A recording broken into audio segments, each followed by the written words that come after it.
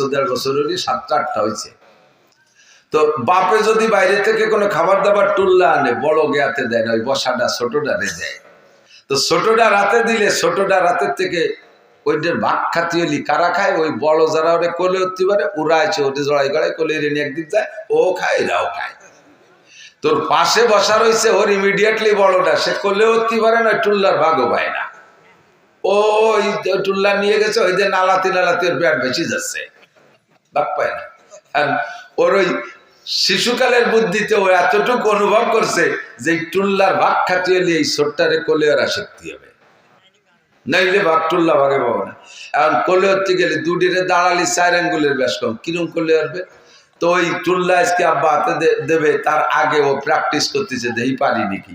তো ওরে কোলে হতে যে গলা টলা জড়াইয়ে বুইয়ের সাথে এরকম সিবে ধরিয়ে উঁচুরে আটা দিতে গেছে, ওদিক দিয়ে পাও পড়ায় ধরছে। তো পাও পড়ায় দুটোর প্যাট তো এরকম প্যাট গলাতে ওই পর্যন্ত যে প্যাট মেশে প্যাটে প্যাটে মিশে ওই গলা টাইনে ধরে সিবে ধরিয়ে পাও পড়ায় ধরে কোলে হতেছে। আধা মিনিট খানিক করলে লিওর জিব্বে টিপে বার হয়ে গেছে, গ্যাস লাগানো শুরু হয়ে গেছে। বড়রা দেখে ছাড়াই দিছে, এই যে ওরে গলা চিপে মারতেছে, এটা কি মারার জন্য এরকম ধরছে নাকি? ও কিন্তু ভালোবাসার জন্যই ধরছে, ও মোহাম্মত করার জন্যই ধরছে, করলে আর টুল্লার ভাগ খাবে।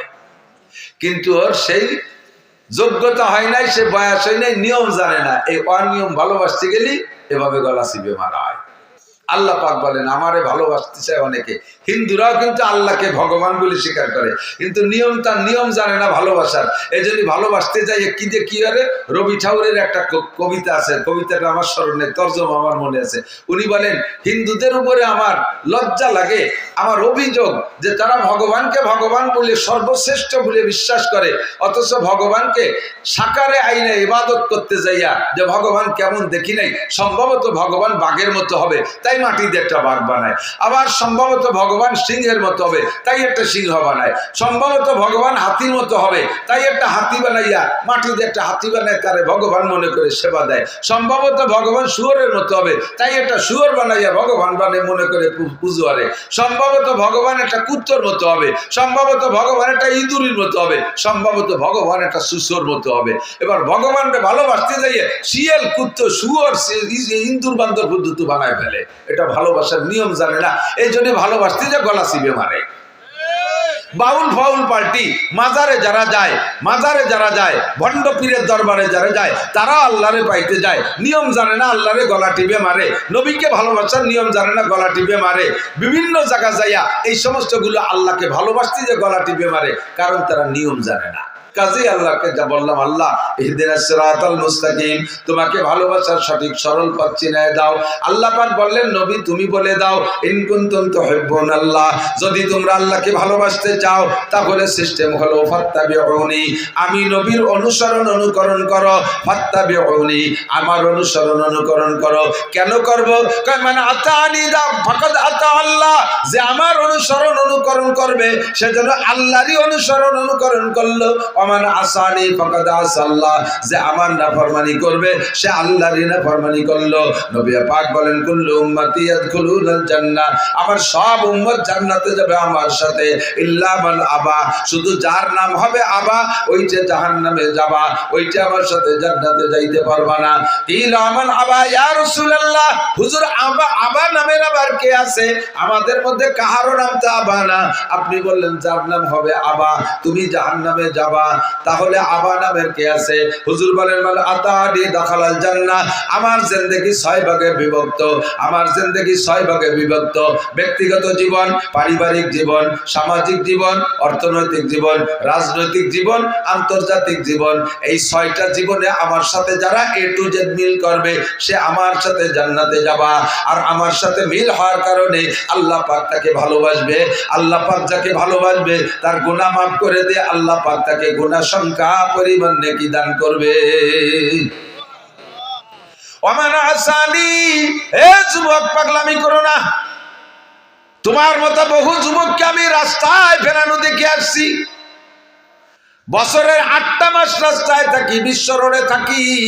কত যুবকরা আমি টাইনা রাস্তার থেকে উপরের থেকে সাইডে সরাই থুই আসছি। কত যুবকরা আমি রোডের সাথে কুত্তর গোস্ত আর তোমার গোস্ত মিক্সার হয়ে গেছে আমি দেখে আসছি। বেশি লাফালাফি করো না। সমাজে কিন্তু বুড়ো মানুষ চাইতে যুবক মরে বেশি। কতক্ষণ গার্মেন্টসে কোনো বুড়ো মানুষ চাকরি করে না, গার্মেন্টসে আগুন লাগলে যুবকরাই মরে, যুবতীরাই মরে। বিভিন্ন জায়গায় অ্যাক্সিডেন্টে বুড়ো মানুষ চলাফেরা কম করে, গাড়িতে তোমরাই থাকো, তোমরাই কিন্তু পড়ো আর মরো। যত আপদ বিপদ বালা মুসিবত সব দেখতেছি যুবকদের উপর দিয়ে। মানুষ তো বুড়ো হতেই পারতেছে না, কাজেই মস্তানি করো না। তোমার মতো মস্তানরে মারতে আল্লাহর এক পয়সা লাগে না। সময় মতো জায়গায় চলে আসো। কিয়ামতের ময়দানে নবী পাক বলেন, আর 7 শ্রেণীর মানুষকে আল্লাহ আরশে আজিমের নিচে বসাইয়া আমাকে দায়িত্ব দেবে, তুমি হাউজে কাউসার পান করাও। আমি ওই 7 গুণের মানুষকে হাউজে কাউসার পান করায় দেব। ফামান শারিবা লাম ইয়াজমা আবাদা, আমার থেকে একবার এক গ্লাস পান করলে কোনোদিন পিপাসা হবে না। আমি এরপরে হাত ধরে আরশে আজিমের নিচে বসাইয়া দিব। আল্লাহ পাক তোমাকে 500 বছর পর্যন্ত নিজ কুদরতি হাতে মুখে উঠায় খানা খাওয়াবে। যুবক, তোমার যৌবনকালে দিক নিয়ে আসতে হবে। এই জন্য মনে রাখতে হবে, মান আতানি ফাকাদ আতা আল্লাহ ওয়া মান আসানি ফাকাদ আসাল্লাহ। আল্লাহ রাসূলের নাফরমানি করলে নাফরমানিটা আল্লাহর করা হয়। কাজেই এবার নবী পাকের 6 জীবনের সাথে মিল করব। 1 নম্বরে আমার ব্যক্তি জীবন, বডিটারে আগে নবী পাকের বডির সাথে আমি আয়নার সামনে দাঁড়ায় মিল করি। আমার নবী চুল কাটাইতেন কেমন, নবীর চুল কেমন ছিল, আমার চুল কেমন আছে। আমার তুমি আয়না ধরে দেখো তোমার চুলটা কেমন।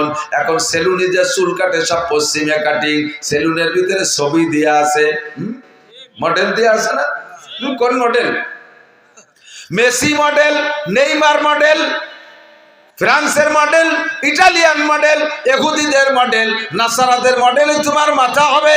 আর তুমি ওই মাথা নিয়ে নবী পাকের সামনে যাবা, নবী তোমারে হাউজে কাউসার পান করাবে। সাবধান, আদৌ সম্ভব না। নবীর কাছে যখন হাউজে কাউসার পান করতে যাবা, মাঝখানে একটা পর্দা পার্টিশন করে যাবে, আর ফেরেশতারা পায়ে শিকল দিয়ে ধম করে টান দিয়ে চেষ্টায় টানতে টানতে নিয়ে যাবে। তুমি চিৎকার করে বলবে, ইয়া রাসূলুল্লাহ আশরিফনি শাইয়্যাম মিনাল হজ। ওগো আল্লাহর নবী, হাসরের মাঠে সূর্য মাথার 4 আঙ্গুল উপরে, কলিজাটা পিপাসায় ফাইটে যায়। আসছিলাম কোনো মতে লাইন ধরে আপনার দরবারে একটু হাউজে কাউসারের জন্য, আপনার সামনে থেকে টেনে নিয়ে যাচ্ছে। নবী, আমার একটা হাউজে কাউসার দেন। রহমতে আলম নবী বলবে, ও ফেরেশতারা, আমার উম্মতকে কেন পানি পান করতে দিলে না? ফেরেশতারা বলবে, ইয়া রাসূলুল্লাহ ফাইন্নাকা লা তাদরি মা আহদাসু বাদাক। আপনি দুনিয়া থেকে চলে আসার পরে আপনার সুন্নতের সাথে কি আচরণ করছে আপনি জানেন না। ওর মাথার দিকে তাকায় দেখেন, ওর মাথা মুসলমানদের মাথার মতো না। তুমি একটু সামায়েল পড়ে দেখো, সাহাবায়ে কিরামদের জীবনী পড়ে দেখো, হায়াতুস সাহাবা পড়ে দেখো। কোন সাহাবার চুল তোমার চুলের মতো ছিল না। তুমি তোমার চুলকে যদি নবীর চুলের মতো বানাইতে পারো, চুলের মধ্যে মূল সুন্নাত 3টা। 1 নম্বরে সাইসা ফেলানো, 2 নম্বরে ছোট ছোট করে কাটা, 3 নম্বরে মুখে 1 মোট দাড়ি হওয়ার পরে বাবরি রাখা। বাবরির মধ্যে আবার 3 তরিকা, লিম্মা, জুম্মা, অফরা। লিম্মা, জুম্মা, অফরা। জুম্মা, লিম্মা, অফরা। জুম্মা হলো কানের মাঝখান পর্যন্ত এভাবে সমান করে কাটা, সবটুক রেখে কানের সমান করে পিছনে একেবারে ঘাড়ি কেটে দেওয়া। লিম্মা বলা হয় কানের লতি পর্যন্ত পেয়ে আসা, এতটুকু পর্যন্ত অনুমতি আছে। ময়দানে জেহাদের ময়দানে গেলে অফরা, ঘাড় পর্যন্ত চুল রাখা জায়েজ আছে। কারণ বড় দাড়ি আর ঘাড় পর্যন্ত চুল হলে জাকি দিলি সিংহর মতো দেখা যায়, তাতে কাফেরকে আত্মা কালায় যায়। এই জন্যই বড় চুল। তবে সবচেয়ে উত্তম হলো, যুবক তোমরা যারা আছো, চুল সব জায়গা ছোট ছোট করে কাটবা। কদম সাট বলে, উপরেও যেমন নিচে তেমন সাইডই পাতলা করে উপরে বড় রাখা, এটা খ্রিস্টান কাটিং। আহসানুল ফতোয়ার ভিতরে লেখছে, উলামায়ে কেরাম মনে রাখবেন, আহসানুল ফতোয়া 3য় খণ্ড বাবুল ইমামতের মধ্যে লেখছে, যদি কোনো মসজিদের ইমাম সাহেব ইংরেজি কাটিং চুল কাটে, অর্থাৎ এখান দিয়ে পাতলা করে সমান করে উপরে বড় রাখে, এই ইমামের পিছনে নামাজ পড়া মাকরুহে তাহরিমি। মুয়াজ্জিন যদি এমন চুল কাটায়, তার আযান দেওয়া মাকরুহে তাহরিমি। এটা ইমাম মুয়াজ্জিনের উপর দিয়ে গেল। মুসল্লিরা কাটলে, মুসল্লিরা এমন কাটাইলে তো গুনাহ হবে না? কতক্ষণ চুলটা তুমি সুন্নতের মধ্যে নিয়ে আসো। হুজুর বলেন, মান তামাসসাকা বিসুন্নতি ইনদা ফাসাদে উম্মতি ফালাহু আজরু মিয়াতি শাহীদ। আগেই বলে ফেলাইছি, যে সময় দুনিয়া থেকে সুন্নাতগুলো মিটে যাওয়ার সম্ভাবনা দেখা দেবে, ওই সময় একটা সুন্নতের পর আমল করলে 100 শহীদের সওয়াব দেওয়া হবে। চুলের মধ্যে 100 শহীদ। এবার চলে আসো মোসের মধ্যে আর দাড়ির মধ্যে। হুজুর বলেন কসু সারে বাবা বললো হা, মোসে ছোট করো, দাড়িরে বড় করো। মোসে কত ছোট? এমন কাটা কাটবা হাত্তা ইউরা বিয়াজুল জাল, তোমার চামড়া পর্যন্ত দেখা যাবে, এমন ছোট করবা। আর ওয়াফুল্লোহা, দাড়িরে সাইডে দাও। আহসানুল ফতোয়া 3য় খণ্ড বাবুল ইমাম মতের মধ্যে লেখছে, যদি কোনো মসজিদের ইমাম সাহেবের দাড়ি 1 মুঠ হওয়ার আগে, 1 মুঠ লম্বা হওয়ার আগে কাইটা যদি খাটো করে রাখে, ছোট ছোট খাইজনি খাইজনি পেঁয়াজের পাশায় যে দাড়ি, পেঁয়াজের ভাষা দাঁড়িয়ে না, এই পেঁয়াজের দাড়ির মতো দাড়ি রাখে, বগল সাইজ দাড়ি, বগলও যেটুক দাড়িও সেটুক, এই বগল সাইজের দাড়ি রাখে, ওই ইমামের পিছনে নামাজ পড়া মাকরুহে তাহরিমি। ইমাম পাল্টাইতে হবে মসজিদ থেকে, যত বড় কারি হোক, যত বড় আলেম হোক, যত বড় মুফতি হোক, ওই ইমামের পিছনে নামাজ পড়া যাবে না, মাকরুহে তাহরিমি। মুয়াজ্জিনের দাড়ি খাটো হইলে মুয়াজ্জিনের আজান দেওয়া নিষেধ, মুয়াজ্জিনদের পাল্টাইতে হবে। আর সাধারণ পাবলিক যারা দাড়ি রাখবেন, সকলের দাড়ি কমপক্ষে 1 মুঠ লম্বা, 1 মুঠ লম্বা, অর্থাৎ দাড়িরে ধরবেন, এই বৃদ্ধাঙ্গুল থুতির সাথে লাগাই দেবেন এই নিচে পর্যন্ত। এর চাইতে লম্বা যেটুকু হবে ওটুকু কেটে খাটো রাখতে পারবেন, তবে না কাটলে, বেশি দেখলে সুন্দর হইলে রাখতে পারবেন। তবে যদি মনে হয় যে বেশি লম্বা হয়ে গেলে ময়লা হওয়ার ভয় থাকে, জটা ধরার ভয় থাকে, তাহলে বাকিটুক কাটতে পারবেন, তার আগে না। দাড়িরে খাটো কইরা কাটা চাষার চাইতে বড় অপরাধ। যেই লোকটা বেলেট দিয়ে সম্পূর্ণ হলক করে ফেলে, চাইছে ফেলে, সে চাষারে গুনাহ মনে করে, নিজেকে সে অপরাধী মনে করে। আমি দাড়ি চাইছে ফেলতেছি, গুনাহ মনে গুনাহ করতেছি, সে গুনারে গুনাহ মনে করে। কিন্তু যে একটুক একটুক দাড়ি রাইকা দাড়ি মনে করে, যা সুন্নত না তারে সুন্নত মনে করে, একে বলা হয় তাহরিফে শরিয়াত, শরিয়াতকে পরিবর্তন করা, নষ্ট করা। যা শরিয়াত না তারে শরিয়াত মনে করতেছ, কবিরা গুনাহ, ঈমান নষ্ট হইয়া যাইবে।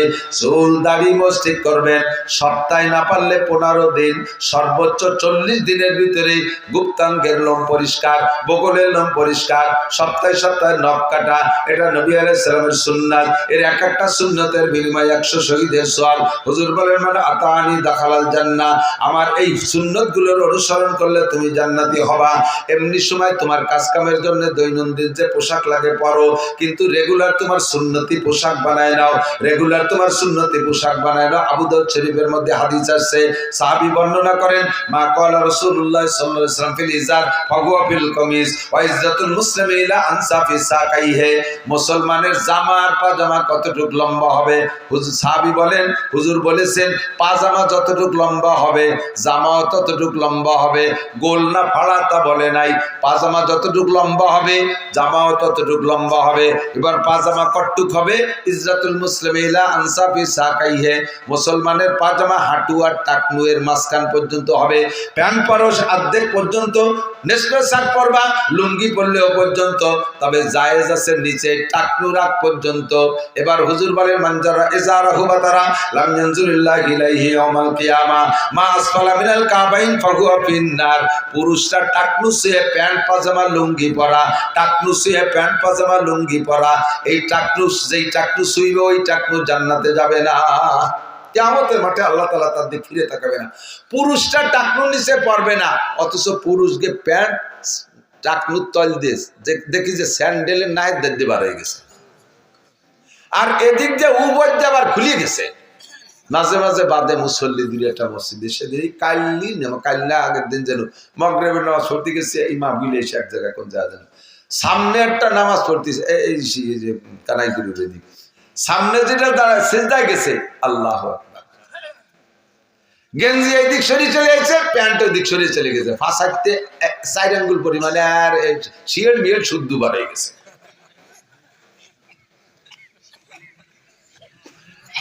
আল্লাহ, নিচে চলে গেছে, টাকনুর নিচে, উপর দিয়ে ভাষা খোলা।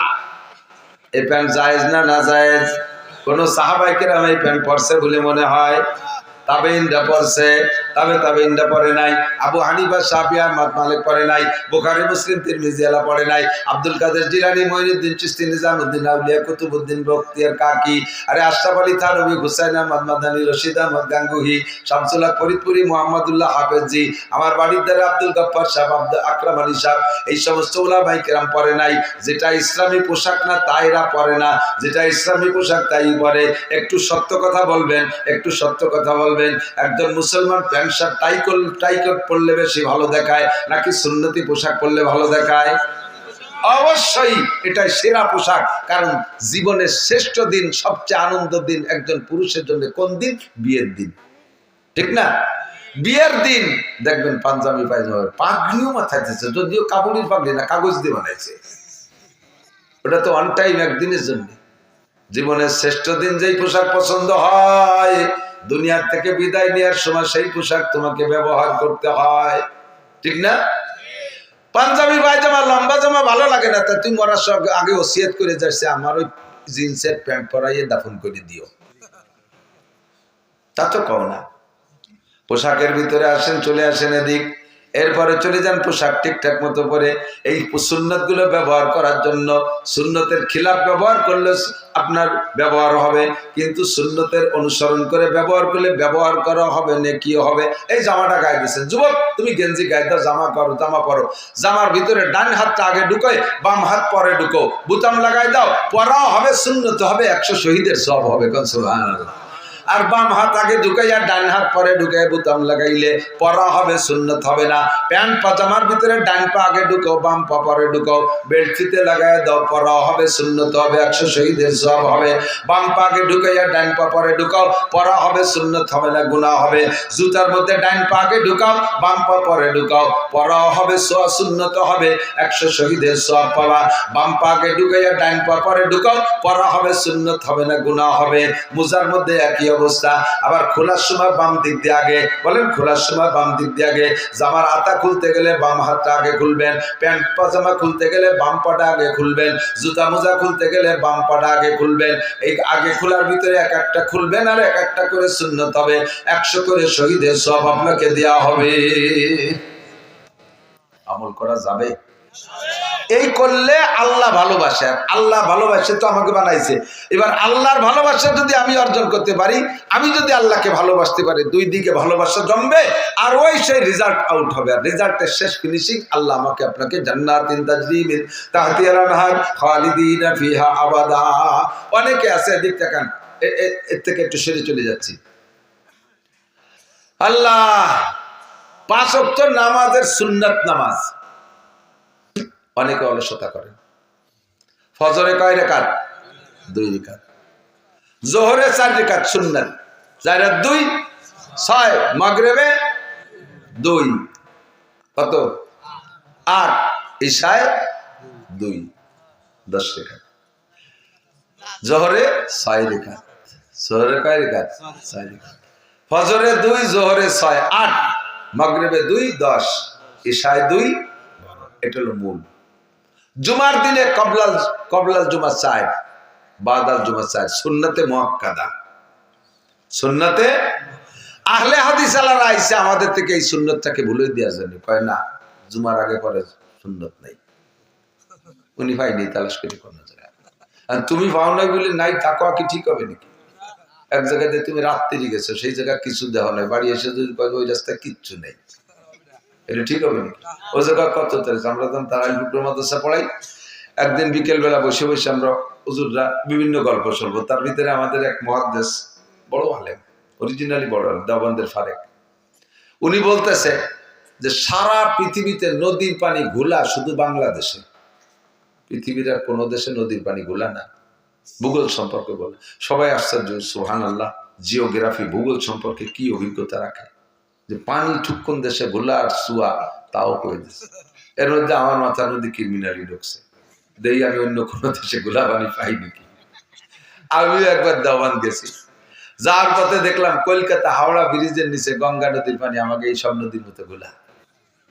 আমি কইলাম যে আপনার কথা মেনে নিতে পারলাম না। আমি দেখলাম আপনি তো আমার সাথে বেশিবার, উনি তো পড়ছে অনেকবার যাতা, আমি মাত্র একবার গেছি বেড়াইতে। তা আমি দেখলাম এই কলকাতা গঙ্গার পানি হাওড়া ব্রিজের নিচে যে ঘোলা পানি, আপনি দেখেন নাই? আপনি তো কতবার গেছেন? আমি ওই জায়গাতে যতবার গেছি রাত্রি গেছি। আপনি যে জায়গাতে রাত্রি গেছেন সেই জায়গা কিছু নাই, এ কথা কওয়া কি ঠিক হবে? কোন জায়গা কবলাল জুমা আছে আর বাদাল জুমা আছে, সেই জায়গা তুমি রাত্রি গেছো দুদু, তুমি বেলা থাকতে যাও নাই, এই জন্য দেখো নাই। আমরা দেখেছি কবলাল জুমা বাদাল জুমা সুন্নাত। অনেকে জীবন নামাজ পড়ে বেরোয় চলেছেন, কবিরা গুনাহ, কবিরা গুনাহ, কবিরা গুনাহ। আপনি সুন্নাত তরফ করছেন, কিয়ামতে নবী পাকের সুপারিশ পাবেন না। সাবধান। আল্লাহু আকবার। 5 ওয়াক্তের যে সুন্নাত গুলো আছে, আসরের 4 রাকাত কবলা আসর সুন্নাত আছে, সুন্নতে গায়ের মুআক্কাদা পড়লে বিশাল নাকি, পড়লে বিশাল নাকি। ঈশার আগেও 4 রাকাত কবলাল ঈশা সুন্নতে গায়ের মুআক্কাদা আছে, পড়লে নাকি। তবে এই দুটো না পড়লে গুনাহ নাই। কিন্তু ফজরের সুন্নাত যদি টাইম মতো পড়তে না পারেন, ফজরের জামাতের আগে পড়তে না পারেন, কারণ বশত জামাত ধরতে যে ছুটে গেছে, এই খেয়াল করেন ফজরের সুন্নাত 2 রাকাত ভেরি ভেরি ইম্পর্টেন্ট। যদি দেখতেছেন মসজিদে গেছেন, আপনি আগে সুন্নত পড়তে পারেন না, ইমাম সাহেব জামাতে দাঁড়ায় গেছে, এখন আপনার সুন্নত ছোট সুরে দিয়ে 2 রাকাত সুন্নত পড়তে পড়তে যদি 1 রাকাত জামাতের ছুটেও যায়, তবু আগে সুন্নত পড়বেন। বোঝা গেছে? আর এই সুন্নত পড়বেন কোন জায়গায়? ওই কাতারে দাঁড়ায় পড়বেন না, মসজিদের বারান্দায় কোনায় দাঁড়ায় পড়বেন। যদি বারান্দা না থাকে তাহলে মসজিদের পিছনের কাতারে এক কোনায় যেয়ে পড়বেন, ওই কাতারে দাঁড়াইয়া বা 1-2 কাতারের মধ্যে পড়বেন না। যদি দেখা যায় যে নাই সুন্নত পড়তে গেলে পুরো জামাত ছুটে যায়, তাহলে আপনি সুন্নত ছেড়ে দেবেন, আগে ফরজ পড়বেন। এবার এই সুন্নত কখন পড়বেন? অপেক্ষা করবেন, বেলা উঠার 22 মিনিট পরে পড়বেন, ঠিক আছে? যদি দেখা যায় যে না পিএস লাগানোর কোনো 22 মিনিট পরে হবে না পড়া, তাহলে আপনি বেলা উঠার আগেও পড়ে ফেলতে পারেন। তবুও ফজরের সুন্নত মাইন নেই, এই 2 রাকাত বেশি গুরুত্বপূর্ণ। জোহরের জামাত যদি যে দেখেন যে আগের 4 রাকাত পড়তে গেলে জামাত ধরা যাচ্ছে না, বা জামাতের 1 রাকাত ছুটে যায়, আগের 4 রাকাত বাদ থাক, প্রথমে আপনি ফরজে দাঁড়ায় যাবেন। 1 রাকাতও যদি ছুটে যাওয়ার ভয় থাকে, তবুও সুন্নত পড়বেন না জোহরের, ঠিক আছে? পুরো জামাত ধরে এরপরে জোহরের পরে এই 6 রাকাত সুন্নত। এই 6 রাকাতের ভিতরে আবার আগে পড়বেন কোন কয় রাকাত? 2 রাকাত না 4 রাকাত? অনেকে কয় যে আগের ডাকে পড়ি পরেরটা পড়ি, তাহলে তো সব ফান্তা হয়ে যাবে। আগের ডাটা ফান্তা হয়ে রয়েছে, আবার এটাও জাগাতে সরি চলে গেল। আগে 2 রাকাত পরে পড়িয়েই যাবেন, মিস করবেন না। নামাজ সংক্রান্ত এসে গেলে বললাম, অনেক সময় কথাটা বলতে বাদ থেকে যায়। এবার আপনি 5 ওয়াক্ত ওযুতে মেসওয়াক করব। আপনার কোন বিরাসের দাম যদি 1 কোটি টাকা হয়, আর পেস্টের দাম যদি 1 লাখ টাকা হয়, 1 কোটি টাকা দামের বিরাস দিয়ে 1 লক্ষ টাকা দামের পেস্ট দিয়ে 100 বছর পর্যন্ত দাঁত মাছ দিয়েও মেসওয়াকের সুন্নত আপনি পাবেন না। কয়জনের পকেটে মেসওয়াক আছে? কয়জনের পকেটে মেসওয়াক আছে? এই জায়গায় ইন্টারভিউ নেব, আমার আছে দিয়ে। হ্যাঁ, হ্যাঁ, নিজে আমল না করে তা আমলের প্রতি কোয়া ঠিক না। আল্লাহ কয় লিমাতা কুলুনা মা লা তাফালুন। আমি পান খাই 30 বছর, 30 বছর হয়ে গেছে পান খাই। তা আল্লাহর ফজলে দাঁত কিন্তু সেরকম কালাওয়াতি দেয়নি, আমি কোনোদিন বিরাজ করিনি, পেটতে দাঁত মাজি নেই, মেসওয়াকই করে না। প্রত্যেক 2টা পান খাওয়ার পরে যদি একবার মেসওয়াক করে ফেলি, তাহলে পানের সেই কালো আবরণটা ভিতরে থাকতে পারে না, দাঁড়াতে পারে না, লাল হতে পারে না। আপনি কেন মেসওয়াক করবেন না? মেসওয়াক করবেন, খিলাল করবেন। অনেকে শুধু মেসওয়াক করে বা বিরাজ করে, খিলাল করে না। 2 দাঁতের চিপার ভিতরে খাদ্য ঢুকে থাকলে ওইটা পয়সি এমন গন্ধ হয়, এমন গন্ধ হয়, মানে পায়খানার গন্ধ চাইতে বেকায়দা হয়। গালে গন্ধ চাইতে ভালো কোনো গন্ধ হয় না। অনেক সময় একজনের সামনে আরেকজনের কথা বলতে গেলে মুখের থেকে বক বক করে গন্ধ আসে, আর মোহাব্বতের ঠেলায় মুহির পর মুখ নিয়ে এসে কথা বলতেছে। আমি মুখ সরাই, নাক সরাই, সে আরো আগুই দাঁড়ায়। লাস্টে কথিত পারিনি যে তোমার গালে গন্ধ, শেষমেশ একটুক কই যে ভাই আমার মুখে একটা গন্ধ আছে, আপনার কষ্ট হতে পারে, একটু তৈরি বসে এই করে সরাই। কিন্তু এই গন্ধটা খুবই খারাপ গন্ধ, খুব কষ্ট দেয়। এই জন্য দূরত্ব বজায় রেখে কথা বলা, আর দাঁতকে সুন্দর করে খেলাল করবেন, দৈনন্দিন খেলাল করেন। নবী আলাইহিস সালাম খেলাল করতেন, এটা সুন্নাত। আরেকটা সুন্নাত হলো, আজকে থেকে 3টে সুন্নাতের পরামর্শ দিচ্ছি, 4টে বলবো, এদিক দেখেন, 4টে সুন্নাত। 1 নম্বর সুন্নাত হলো, খেয়াল করতেছেন, 1 নম্বর সুন্নাত, আজকে থেকে পকেটে একটু টিস্যু পেপার রাখবো। যুবকরা এই প্যান্ট পরা পাল্টি এদিক থেকে, একটু টিস্যু পেপার রাখা যাবে? একটু টিস্যুর গায়ে 5 কেজি ওজন হবে না? 10 গ্রাম থেকে 20 গ্রাম, 20 গ্রাম হবে না, 10 গ্রামই হবে। 10 গ্রামও হবে না, 10 গ্রাম মানে 1 বড়ি, 11 গ্রামে 1 বড়ি, 1 বড়ি ওজন হবে না। তো একটু টিস্যু পেপার পকেটে রাখলে আপনি সারাদিন ধরে 10 বার 15 বার পেশাব করবেন, একটু টিস্যু ধরবেন, আপনার শরীরটা পাক থাকবে। নামাজ ভাঙ্গার কারণ 19টি, আর নামাজের ফরজ 13টি। 13টা ফরজের ভিতরে 1 নম্বর ফরজ শরীর পাক, 2 নম্বর ফরজ কাপড় পাক। পানি সবসময় পাওয়া যায় না, একটু টিস্যুকে আপনি পেশাব করার সময় সতর্কতার সাথে পেশাব করবেন, যাতে ডানি বামে সিটে না লাগে। এরপর একটু টিস্যু ধরবেন, এই টিস্যু দিয়ে ঢিলা ধরবেন, লাস্ট ফিনিশিং টিস্যুর একটা লাভ আছে, যত ঢিলা দুনিয়ায় পেশাব পায়খানায় ব্যবহার করবেন আল্লাহ তাআলা রূপ পাল্টাইয়া এইটাকে কিয়ামতে নেকির পাল্লায় উঠিয়ে দেবে। পাশাপাশি আপনার সবসময় শরীরটা পাক থাকলে। এক যুবক আমার মসজিদের সামনে গলা জড়ায় ধরছে, একেবারে খটখটায় কান্দি দিতেছে, ওদিকে মুহির মধ্যে ওই কাঁচা সুগরিদের খয়